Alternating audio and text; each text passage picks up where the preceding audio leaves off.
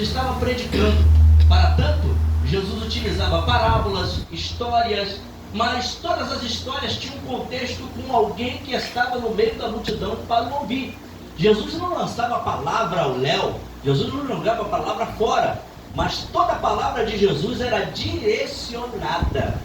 Jesus tinha uma direção na sua palavra, a direção de alcançar o coração do ser humano, alcançar o coração do pecador, alcançar aquela vida que precisava de uma palavra por parte do céu, para que o mesmo tomasse a direção exata e fosse se encontrar com Jesus. Sempre Jesus anunciava acerca do reino dos céus.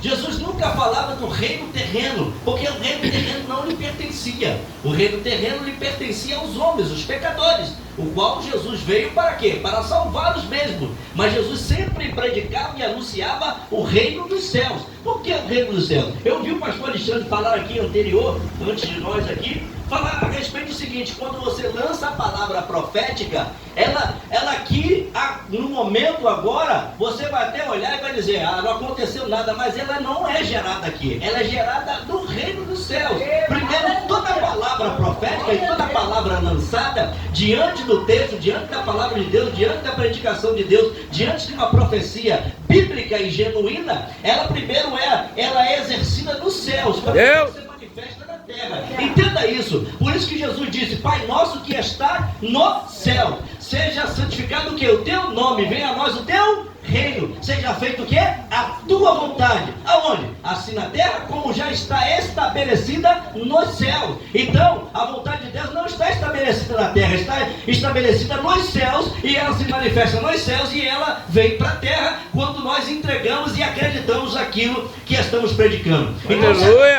Jesus, estava ensinando os discípulos, Jesus disse isso, e ele usou uma terminologia no hebraico dizendo Avi Sheba Shamaim, ou Avinu Sheba Shamaim, significa o seguinte: Pai nosso que estás no céu. Porque ele não disse que o Pai era dele, ele disse que o Pai era nosso, porque Jesus estava ensinando a multidão, dizendo o seguinte: olha, eu estou aqui pelo meu Pai, mas o mesmo Pai que eu vim aqui representar, ele não é só meu, é vosso também. Por isso o Pai não é só meu, o Pai é nosso. Então receba essa palavra.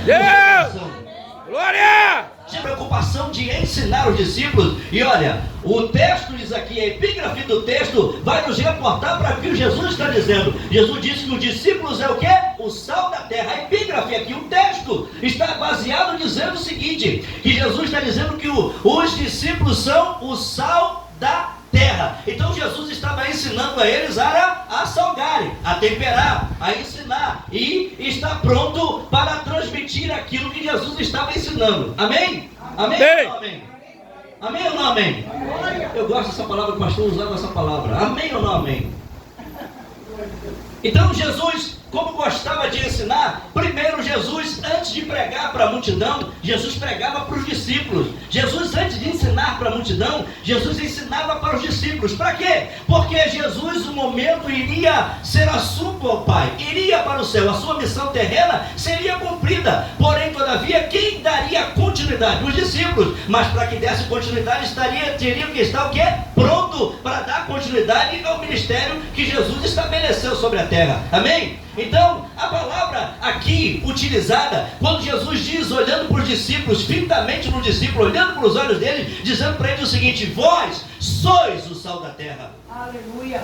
E para nada ele serve se ele for insípido, se ele não puder salgar, se ele não puder temperar, se ele não puder fazer diferença, se ele não puder equilibrar, se ele não puder ser desejado entre os homens. Então, para nada serve mais a não ser ser lançado fora e ser pisado pelos homens. Olha, Jesus foi duro naquela indagação, naquela palavra, quando Jesus diz: olha, vocês são o sal da terra. Se vocês no momento não salgarem, não equilibrarem, e vocês não derem a minha palavra, se vocês não levarem e transmitirem a minha palavra, ou seja, Jesus estava dizendo para os discípulos o seguinte: olha, se vocês pregarem a palavra, ou seja, a palavra de vocês e não a minha palavra, vocês não vão salgar ninguém. Se vocês pregarem e aquilo que vocês entendem, aquilo que vocês querem falar, aquilo que você quer transmitir, transmitir, que não seja do céu, que não seja do Pai que me enviou, ei, vocês não vão salgar. E simplesmente o seguinte: não salgando, vocês não vão ser desejados. Não sendo desejados, vocês vão ser rejeitados. Sendo rejeitados, vocês vão ser lançados fora e vão ser pisoteados pelos homens.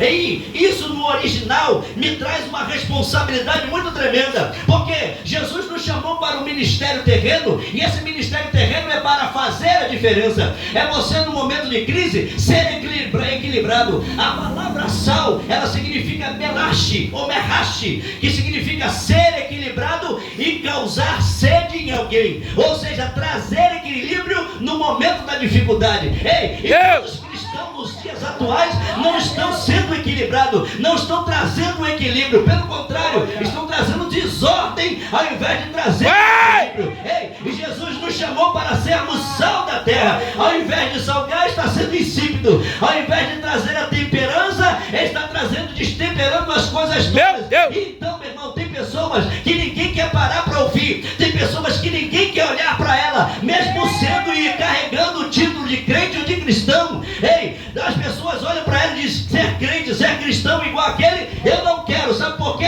Porque não dá testemunho, porque não tem vida no altar. Ei, porque compra e não paga, porque não salga a terra, porque não equilibra. Ei, porque não traz temperança. Ei, e ninguém quer ser e estar do lado dele. Ei, deixa eu te dizer uma coisa, meu irmão, em nome de Jesus Cristo, Jesus transmitindo isso aos discípulos, Jesus nada mais, nada menos estava dizendo para os discípulos: olha, tomem cuidado no ministério terreno de vocês, porque se vocês não salgarem, vão ser rejeitados. Se vocês não temperarem, vão ser rejeitados. E outra, Jesus queria muito mais além disso. Jesus queria que eles trouxessem e causassem sede nas multidões. Existem alguns exemplos na